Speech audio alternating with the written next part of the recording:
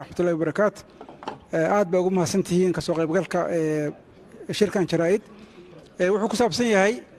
maanta waxaan rabnay inaan bilowno madashii aragti wadaagga ee macadka Heritage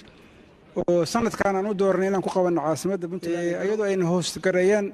martigeliyeen xukuumadda iyo madaxweynaha Puntland runtii maanta aad baa shirkii looga soo qaybgalay oo loo yimid loo soo xaadiray hoolkii ilaa 500 qof ku dhawaad baa noo timid marka madaxweyne Saciid Cabdullaahi Dani markuu arkay dadkii qayb ka mid ah oo aan wali hoolka soo galin iyo hoolkii oo buuxsamay wuxuu noo soo jeediyey anaguna aan ka aqbalay inaan shirka berri aan ku furno meeshaan ka weyn oo ah idaacadda jaamacadda PSU sidaas darteed waxaan ka cudurdaaranaynaa in shirkii uu maanta hoolkii nagu yaraaday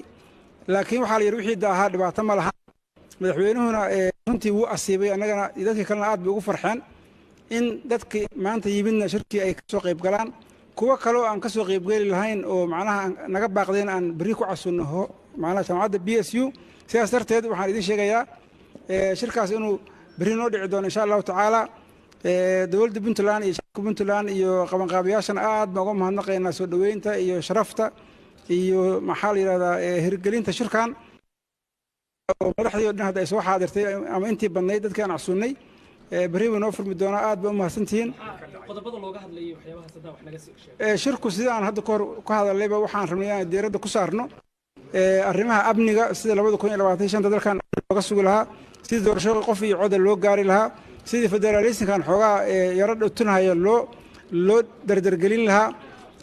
sida maxaa la yiraahdaa arrimo noocaas ah haddana waxaa dusha ka sii fuulay siyaasadii Soomaaliya xoogaa yara cakiran iyo doorashadii 2020kii oo runtii soo dhawaaday mas'uuliyiin baa noo yimid saddex madaxweynayaashood baa noo yimid madaxweyne Qoorqoor madaxweyne Axmed Madoobe iyo madaxweyne Dani oo nala jooga waxaa yimid ra'iisul wasaarkii labadii aqal odayaashoodii waxaa yimid madaxweynayaashii hore Xasan Sheekh iyo Sheekh Shariif waxaa yimid ra'iisul wasaarihii hore Xasan Cali Khayre iyo xildhibaano iyo wasiirro iyo madax badan iyo ganacsato sidaas darteed bari insha Allah tacaala odayaashaas aan u deyn doono shirka adinkuna aad baa u mahadsantihiin waxaan isoo arki doonaa PSU insha Allah waxa loola jeedo ku meel gaarnimada laga baxay dad badan baa su'aal iska weydiinaya aan fahamsanayn